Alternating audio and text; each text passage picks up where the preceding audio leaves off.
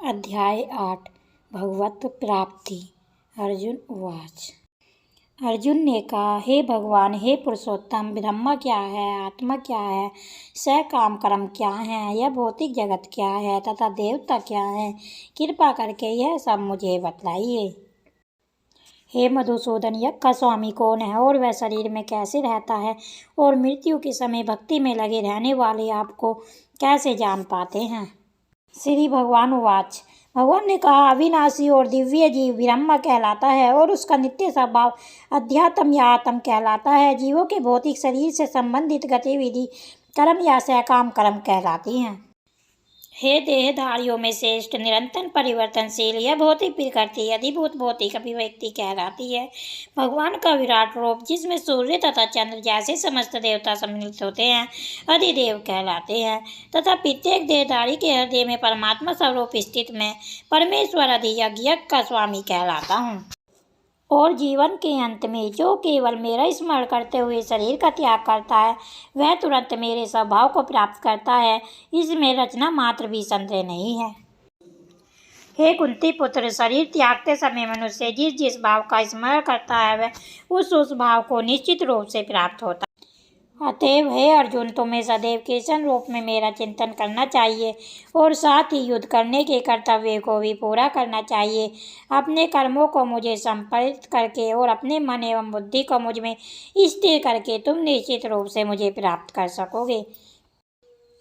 हे पार्थ, जो व्यक्ति मेरा स्मरण करने में अपना मन नियंत्रण लगाए रखकर अविचलित भाव से भगवान के रूप में मेरा ध्यान करता है, वह मुझको अवश्य ही प्राप्त हो। मृत्यु लोक को चाहिए कि परम पुरुष का ध्यान सर्वज्ञ, पुरातन, नियंता, लघुत्तम से भी लघुत्तर, प्रत्येक का पालन करना, भौतिक बुद्धि से परे और अचिंत्य और तथा नित्य पुरुष के रूप में करे। और वे सूर्य के भांति तेजवान है और इस भौतिक प्रकृति से परे दिव्य रूप है। मृत्यु के समय जो व्यक्ति अपने प्राण को भोग के मध्य स्थिर कर लेता है और योग शक्ति के द्वारा अविचलित मन से पूर्ण शक्ति के साथ परमेश्वर के स्मरण में अपने को लगाता है, वह निश्चित रूप से ही भगवान को प्राप्त करता है। जो वेदों के ज्ञाता हैं, जो ओंकार का उच्चारण करते हैं और जो संन्यास आश्रम के बड़े बड़े मुनि हैं, वे ब्रह्मा में प्रवेश करते हैं। ऐसी सिद्धि की इच्छा करने वाले ब्रह्मचार्य व्रत का अभ्यास करते हैं। अब मैं तुम्हें यह विधि बताऊंगा जिससे कोई भी व्यक्ति मुक्ति लाभ कर सकता है। समस्त इंद्रिया क्रियाओं से विरक्ति को योग की स्थिति योग धारणा कहा जाता है।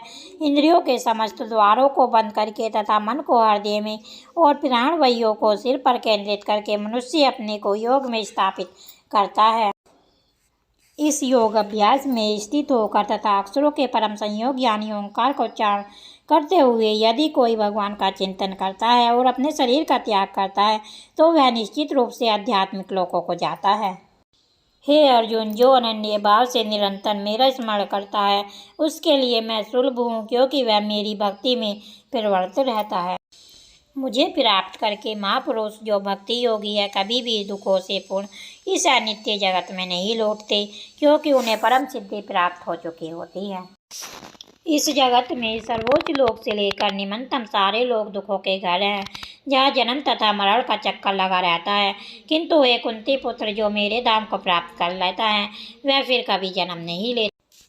मानवीय गणना के अनुसार 1000 युग मिलकर ब्रह्मा का एक दिन बनता है और इतनी ही बड़ी ब्रह्मा की रात्रि भी होती है। ब्रह्मा के दिन के शुभारंभ में सारे जीव अव्यक्त अवस्था में व्यक्त होते हैं और फिर जब रात्रि आती है तो वे पुनः अव्यक्त में विलीन हो जाते हैं। जब जब ब्रह्मा का दिन आता है तो सारे जीव प्रकट होते हैं और ब्रह्मा की रात्रि होते ही वे असहायवत विलीन हो जाते हैं। इसके अतिरिक्त एक अन्य अव्यक्त प्रकृति है जो शाश्वत है और इस व्यक्त तथा अव्यक्त पदार्थ से परे है। यह परा से स्टोर कभी नाश न होने वाली है। जब इस संसार का सब कुछ लय हो जाता है, तब भी उसका नाश नहीं होता, जिसे वेदांती या प्रकृत तथा अविनाशी बताते हैं। जो परम गंतव्य है, जिसे प्राप्त कर लेने पर कोई वापस नहीं आता, वही मेरा परम धाम है। भगवान जो सबसे महान है, अनन्य भक्ति द्वारा ही प्राप्त किए जा सकते हैं। यद्यपि वे अपने धाम में विराजमान रहते हैं, तो भी वे सर्वव्यापी हैं और उनमें सब कुछ स्थित है। हे भरत श्रेष्ठ, अब मैं तुम्हें उन विभिन्न कालों को बताऊंगा जिनमें इस संसार से प्रयाण करने के बाद योगी पुनः आता है अथवा नहीं आता।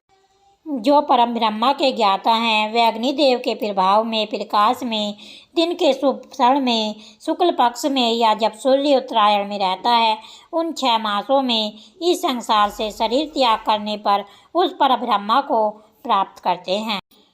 जो योगी धुएं रात्रि कृष्ण पक्ष में या सूर्य के दक्षिणायन में रहने के 6 महीनों में दिवंगत होता है, वह चंद्रलोक को जाता है, किंतु वहाँ से पुनः पृथ्वी पर चला आता है। वैदिक मत अनुसार इस संसार से प्रयाण करने के 2 मार्ग हैं, एक प्रकाश का तथा दूसरा अंधकार का। जब मनुष्य प्रकाश के मार्ग में जाता है तो वह वापस नहीं आता, किंतु अंधकार के मार्ग से जाने वाला पुनः लौट कर नहीं आता। हे अर्जुन, यद्यपि भक्तगण इन दोनों मार्गों को जानते हैं किंतु वे मोहग्रस्त नहीं होते, अतः तुम भक्ति में सदैव स्थिर।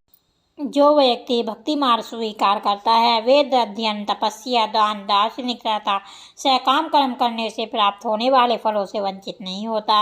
वह मात्र भक्ति संपन्न करके इन समस्त फलों को प्राप्ति करता है और अनंत में परम नित्य धाम को प्राप्त होता है। जय श्री राधे राधे। जय श्री कृष्ण।